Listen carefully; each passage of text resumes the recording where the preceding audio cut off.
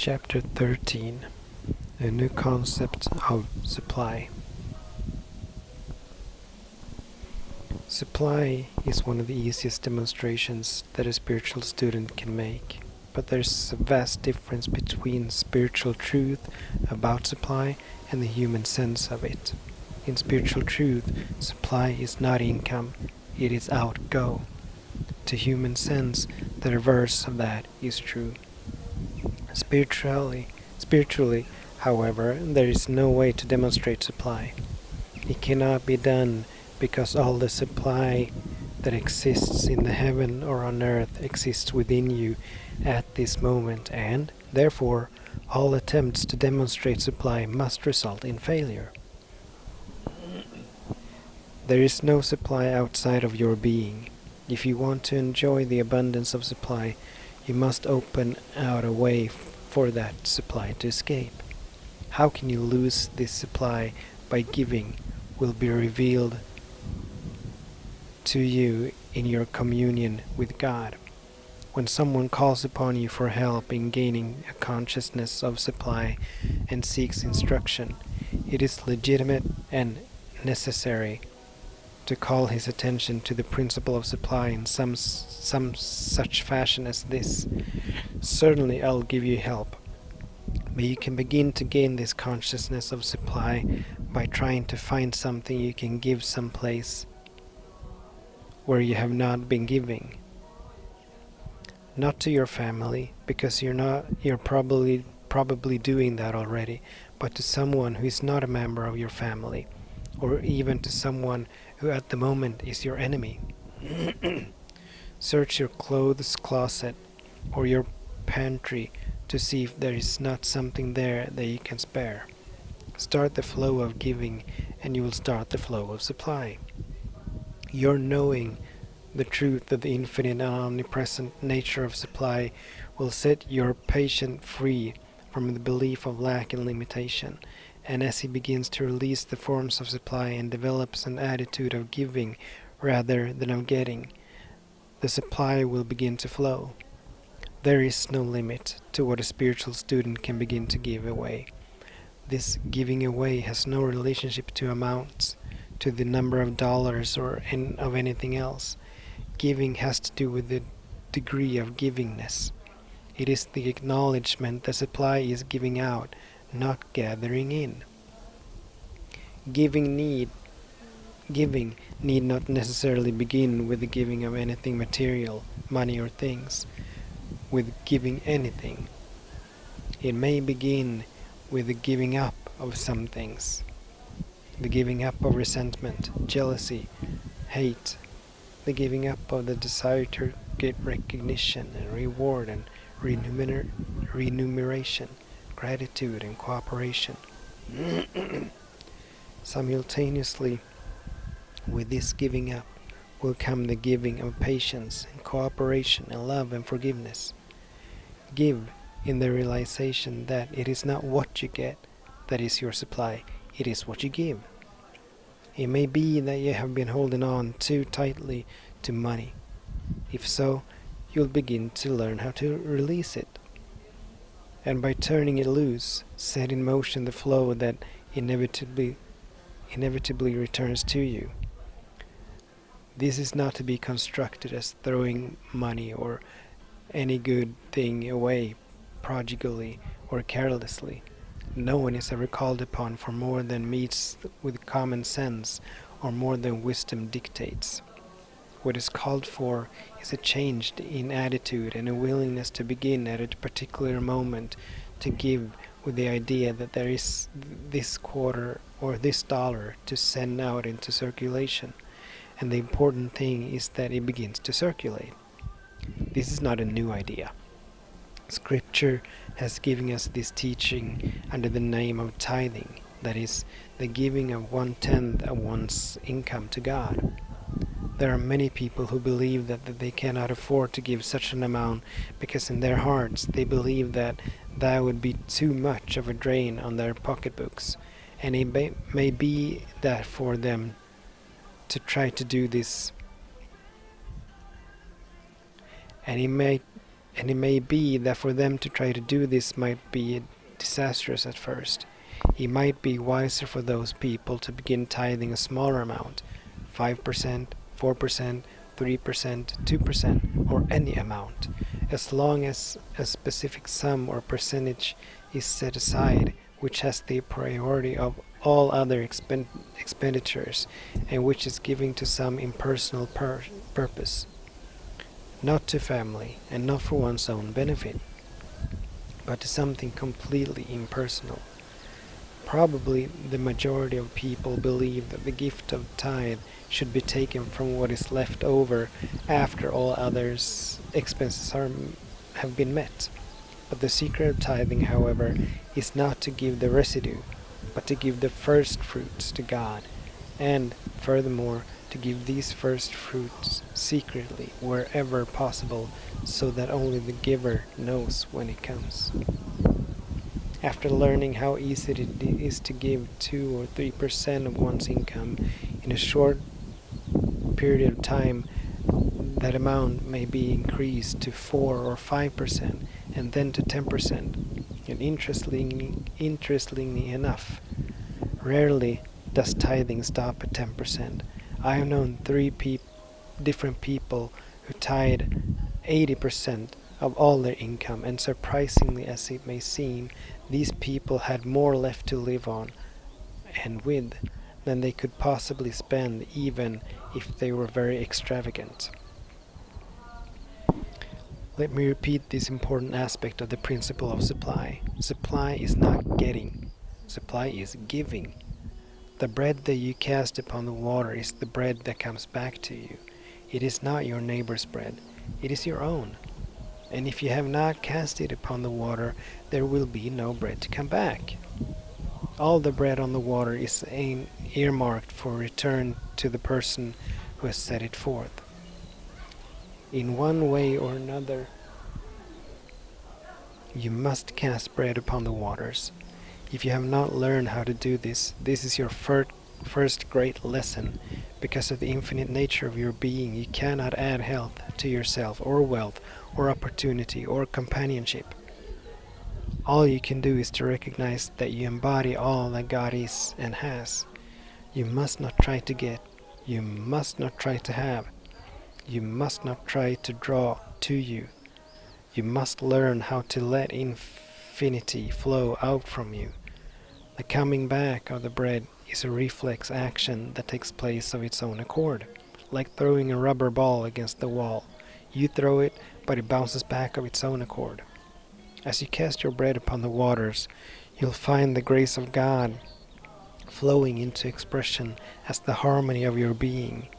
If you ignore this important point in spiritual teaching, or if you think that after all it is not too important, you may very possibly miss the way, because the longer you hold yourself in bondage to the belief that you can get something, even from God, just that long are you separating yourself from contact with your good. The moment you can realize the instantaneity of now and the I-ness of being, from that moment you look out on this world in the joyous recognition. Thank you, Father. I have no desires. I need nothing but Thy grace. I need no one but Thee. Let me live every single minute as I am living this minute, loving this universe and loving everyone in it. I hold nothing against any man. No one can come within range of my consciousness who needs forgiving, because I have already forgiven them. 70 times 7. A second and equally important part of the principle of supply is that supply is invisible. You cannot see, hear, touch, taste, or smell supply. You have never seen supply because supply does not exist in the visible realm. Supply is spirit, or life, completely invisible and infinite in nature. There is today no less supplies than Jesus had, than Moses, Elisha, or Elijah had. They knew that they had an infinity, and they proved it. You have exactly the same infinity, no one, not one farthing less. But until it becomes clear to you that God constitutes individual being, you cannot understand the infinite nature of your own being, and you will always be seeking supply and security outside of yourself. Security in dollar bills, or even in bills of a much larger denomination. The belief that money and property constitute supply has been accepted for so many years that most people rely on them for their security. And then, when, through the devaluation of the currency, or through a worldwide depression, or for some other reason beyond their control, billions disappear, they feel that the world has collapsed. Students of spiritual wisdom must come to the realization that they have no supply outside their own being. That supply lies in something that cannot be known through the physical senses. Supply is the infinite invisible. Supply is something within you, within your own being. It is the truth that God constitutes your being. When you recognize God as your being, you will have no need other than to know Him aright. If you have God, you have supply. But the important point is, do you have God? Spiritually, yes. Theoretically, yes. Everyone has God. But if everyone had God, there would be no lack or limitation in all this world. Actually, people merely have God as a potentiality or a possibility. Having God means consciously to know Him aright, consciously to tabernacle with Him, consciously to commune with Him, consciously to know Him as the very eye of your being. Having that, you have the source of all supply. Moses had God, and that is why Moses could witness manna falling from the sky when he needed it. Elijah had God, and that is why Elijah, out of the wilderness, could be fed by ravens, or could wake up one morning and find cakes being baked right on the stones in front of him. Out of what? Out of nothing. Out of nothing visible or tangible. These things came to them out of their consciousness of God appearing as the substance and form of life, God appearing as food. Having God, they had all. The world is losing itself in such statements as God will take care of this, God will do this, or God will do that. And God does not do it at all. It is only in proportion to the God experience that it is done. Everyone must eventually come to the realization that having God, he has all. And not having God, regardless of what he has nothing. Nothing is withheld, nothing is missing, and nothing is absent from the person who has achieved God awareness. Yes, yes, you may say to yourself as you read this, yes, all this sounds good on paper, but how can I arrive at this consciousness of that supply which is continuously eluding me? Let us go back to the original premise. Since God is infinite, there exists nothing but God. Then there is no supply other than God. When you perceive the infinity of God, and that God is in its infinity is closer to you than breathing, you can then begin to claim for yourself an infinite abundance. In making such a claim, you will not be insulting your intelligence, because what you're now claiming is that it's the presence of God in you, the presence of infinite, omnipresent God. It is not easy for anyone to drop completely from his mind all concern as to where his next automobile is coming from, his next vacation trip, or in some cases even his next meal. It is not easy to put into practice the Master's teaching to take no thought for your life, why ye shall eat, or why ye shall drink, nor yet for your body, what ye shall put on. But nevertheless, one of the most important steps in developing a consciousness of supply is to drop these concerns from your mind, because the forms of good are but the added things. In other words, your outward good is but the symbol of the omnipresence of supply. If you do not have the consciousness of supply, you will not have the symbols of supply in your pocket. First, there must be the consciousness of supply, and then the symbols follow. When you have the consciousness of the presence of God wherever you are, when you have the realization that the place whereon you stand is holy ground, and that, Son, thou art ever with me, and all that I have is thine. When you have that consciousness, the symbols appear as they are needed. The symbols vary from day to day. They take the form of money one day, transportation or a hotel accommodation the next day, food, clothing, or some other good the following day. Whatever it may be, it appears as needed, since it is but the symbol of or outer expression of supply.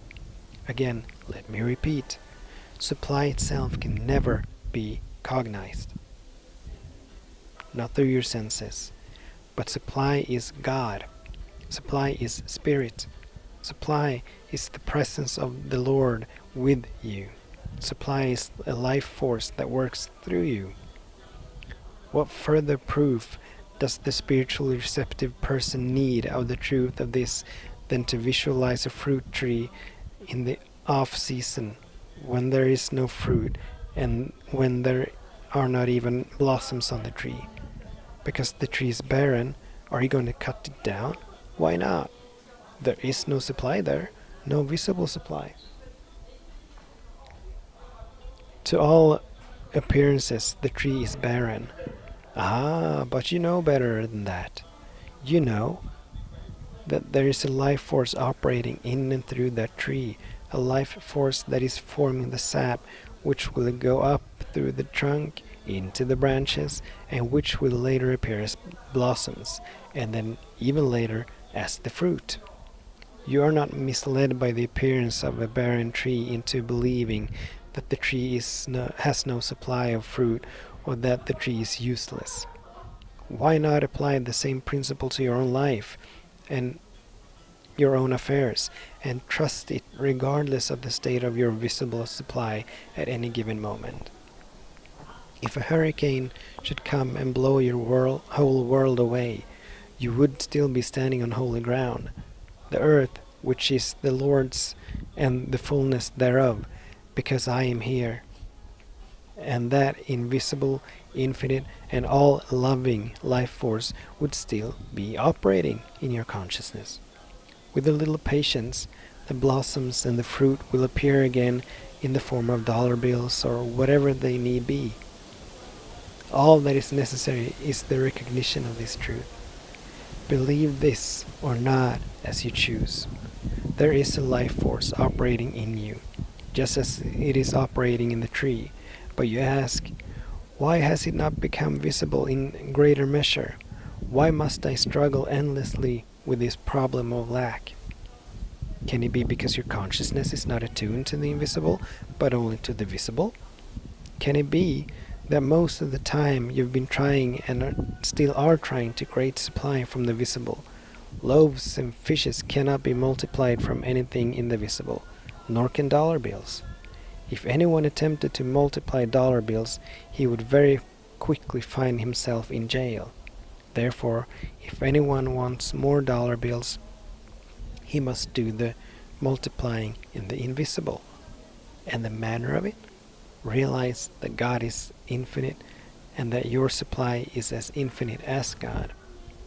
And what about those who let their fruit stay on the tree, who do not pluck it? How quickly they learn that a tree can wither and give forth no more fruit.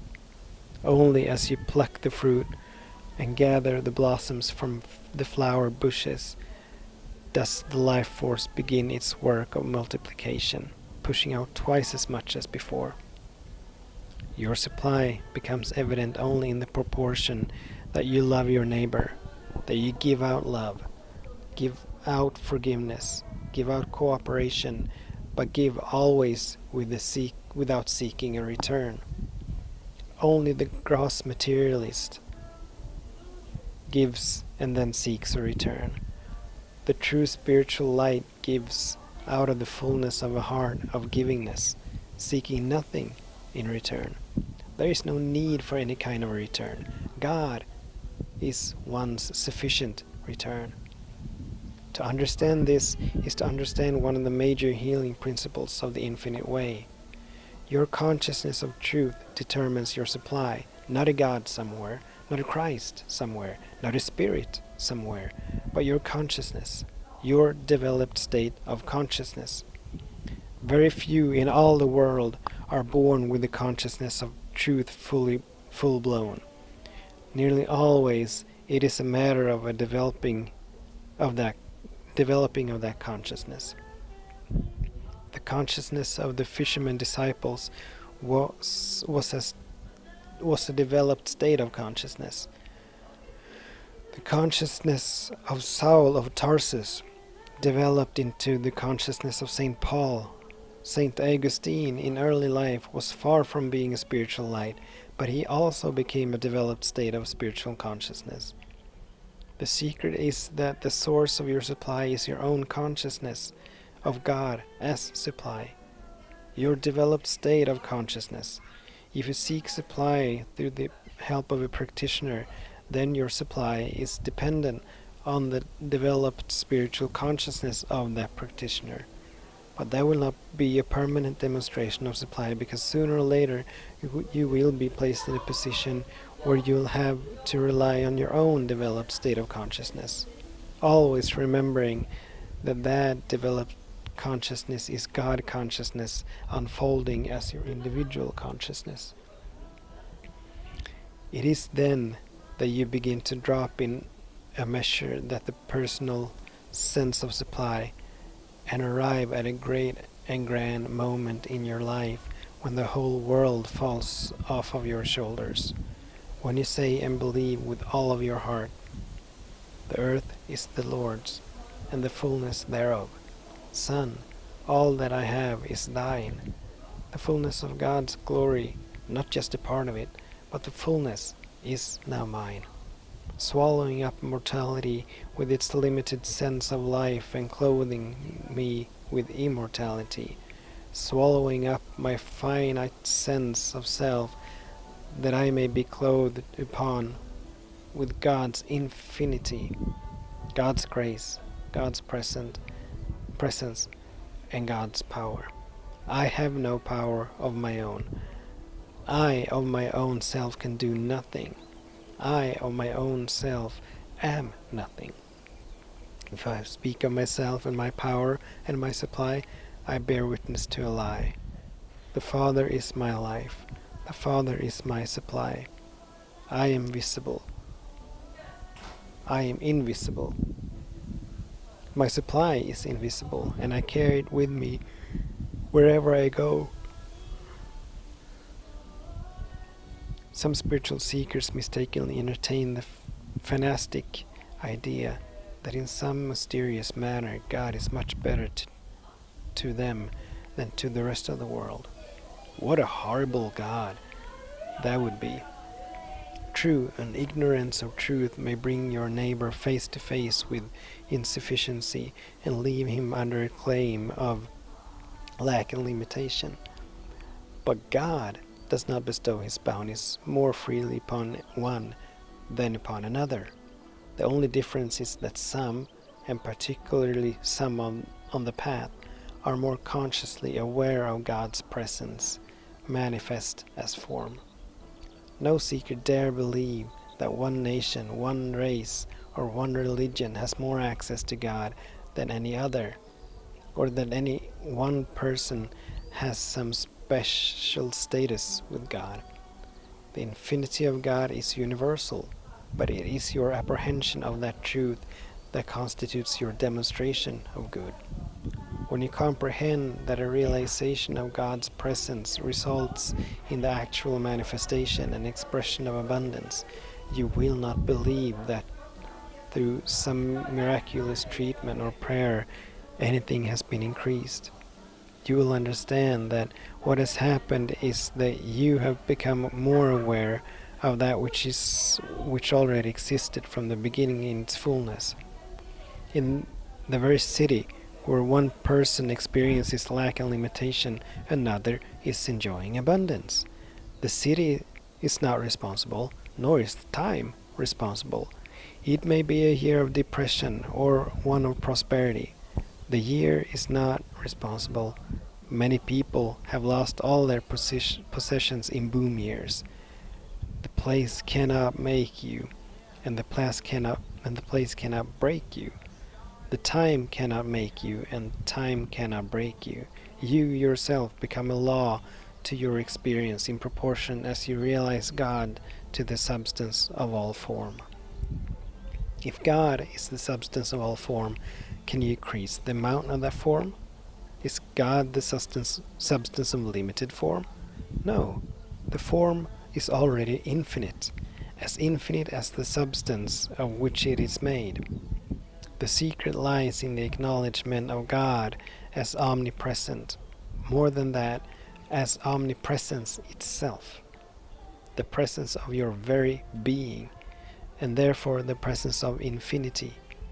Your awareness of the presence of infinity reveals infinity where the lack has been.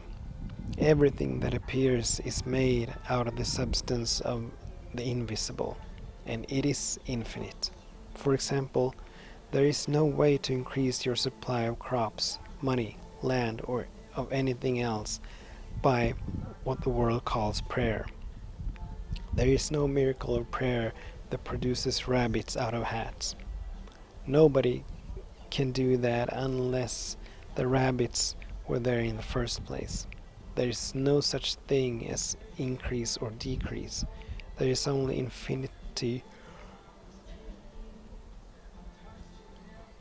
There's only infinity expressing itself. If you are not the recipient of the bounty of infinity, it is not because infinity is absent. It is because of your lack of awareness of infinity. Too many metaphysicians are trying to demonstrate forms of good, while all the time there is no form of good separate and apart from God.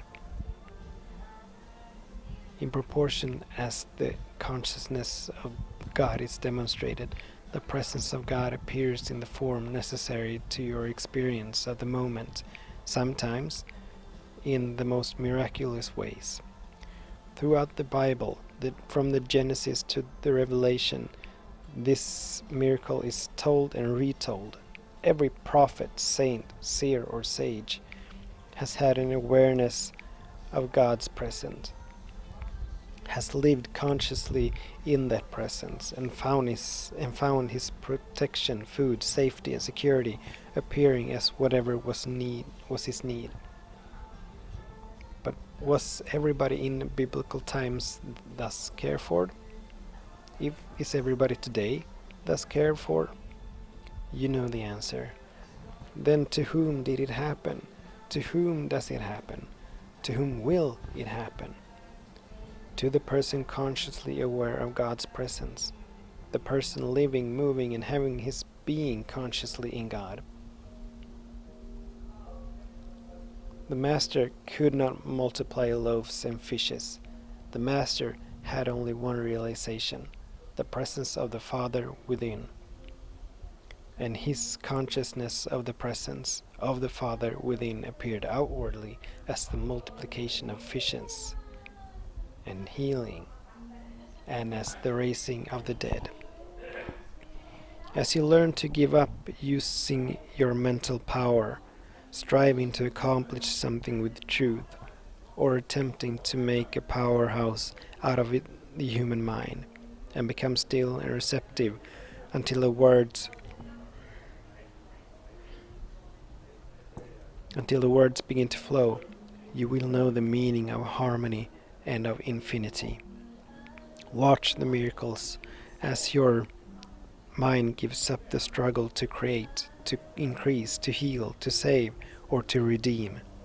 Watch the miracle that takes place in your life as you learn to relax in the realization that the infinite nature of God makes God the only is, and that even the forms even the forms as which God appears must be infinite. So the heavens declare the glory of God by showing forth the infinite beauty and bounty of God. The earth shows forth the handiwork of God, the glory of God in infinite form, variety, color, perfume, and amount. Infinity is the measure of God. The moment, however, that you try to demonstrate apples, you have descended to finiteness. The minute you try to demonstrate a home, health, or wealth, you are in finiteness. But if you demonstrate the realization of God's presence, you have God's presence appearing as infinity in infinite forms. The presence of God does not manufacture some form of harmony. The presence of God is itself the form of all good.